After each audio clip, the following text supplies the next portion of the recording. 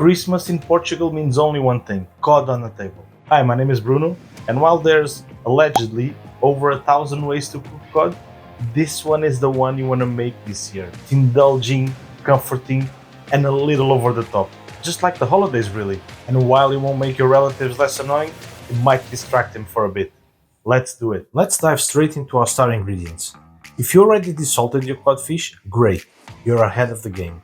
But if you got salted cod and aren't sure where to start, I'll leave a link in the description with one of my videos on how to desalt cod. If you don't have any cod, not a problem.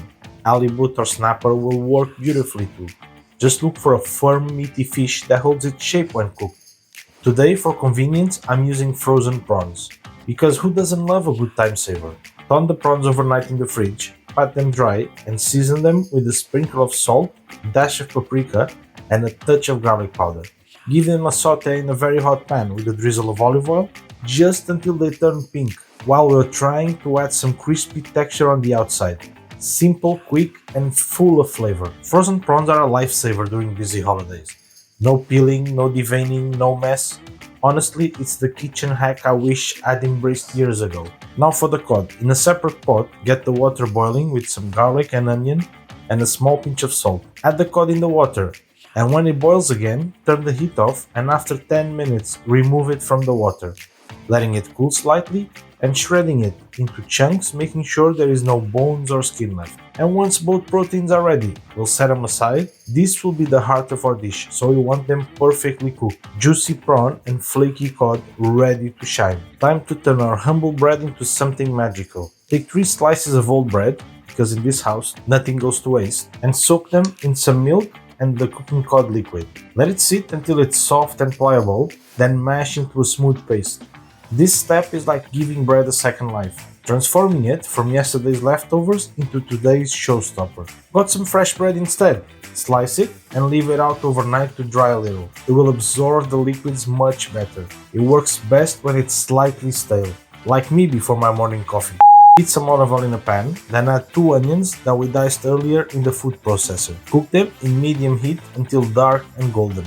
This step is like Christmas, delayed gratification. But when those onions hit golden perfection, absolute magic. My grandmother used to say brown onions could solve anything, from bland food to family fights at Christmas dinner. I'm not sure about the fights, but she wasn't wrong about the food. To start building our layers, I chopped some carrots in the processor and I tossed them into the same pan to saute them until soft. Now, chorizo time. I'm gonna add the minced chorizo that, you guessed it, I minced it in a food processor, and I'm gonna let it cook until it releases those smoky paprika-rich oils that will take the dish to another level. Here's where the magic happens. The oils from the chorizo will combine with the sweetness of the onions and carrots, creating a base so fragrant that it could double as a holiday candle. No Portuguese chorizo on hand. Just because it's Christmas, I'll let you use any other chorizo. Consider it my holiday gift to you. You're welcome. Now that our base have worked their magic, add the garlic powder, garlic paste, and onion powder. Let it cook for a minute and add the fish sauce. This will bring saltiness and umami into our mix. I'll pour in the white wine, because nothing says festive like cooking with booze. Let it simmer for 1 to 2 minutes. Next, I'll add the stock. I had some chicken stock frozen and I will use it. If you have any fish stock or prawn stock, any of those will work perfectly for this dish. Use what you have available. Let it simmer until most of the liquid has evaporated. This will reduce and intensify the flavors, making the kitchen smell like a Michelin star restaurant. Not that I've been to one to confirm, but it is giving best seafood joint in town vibes. Now for the stars of the show, add the flaked cod. Stir gently to combine everything without breaking up the cod too much. It's delicate and we're aiming for pieces, not paste. Finally, fold in the mashed bread we prepared earlier.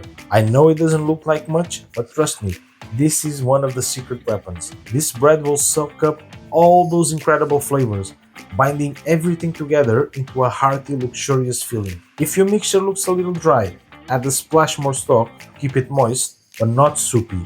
If it's too wet, just let it reduce a bit longer.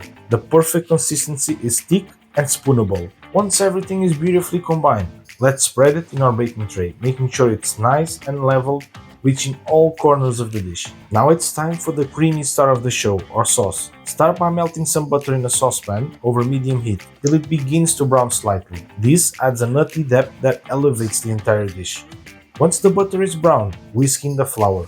Cook this through for a couple of minutes, stirring constantly to get rid of that raw flour taste. It'll start smelling like toasted nuts, which means we're on the right track. Now gradually pour in the stock, whisking all the while to avoid lumps.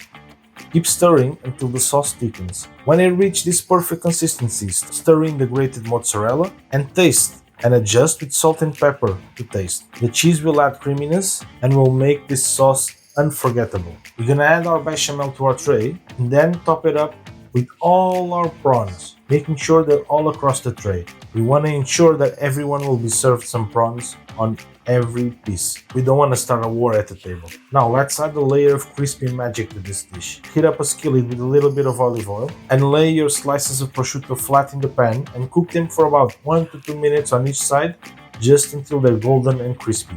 Keep an eye on them, they can go from perfect to burn in no time. Remove and let them cool down on the side.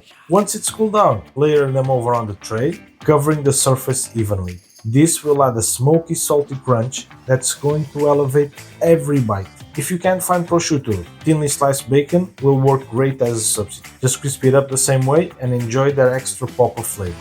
Let's give this dish its crowning glory. In a small bowl, combine panko breadcrumbs with grated Parmesan cheese. This blend will create the perfect crust, combining crunch and a hit of umami. Sprinkle the breadcrumb mixture evenly over the tray.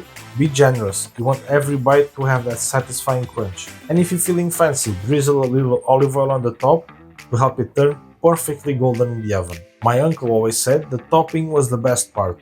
He'd steal it all, claiming he was saving us calories. Sure, uncle, whatever helps you sleep at night. Now, preheat your oven to 200 Celsius, placing the tray on the middle rack, and bake it for 30 to 40 minutes or until the top is golden, bubbling, and irresistible crispy. If you like an extra crunchy topping, turn on the broiler for the last minute or two and let it rest for 30 minutes. Yes, I know it's hard to wait when it looks and smells this good, but patience is key here.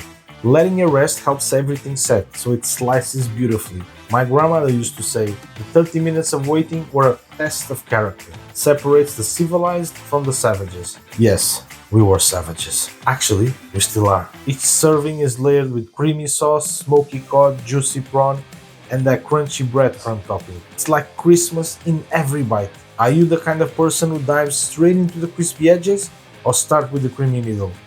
Let me know. I'm team crispy all the way. And are you ready to make this dish at home? It's perfect for the whole family at the table. And cod is so versatile. 1,000 ways to cook it? I'm not so sure about that.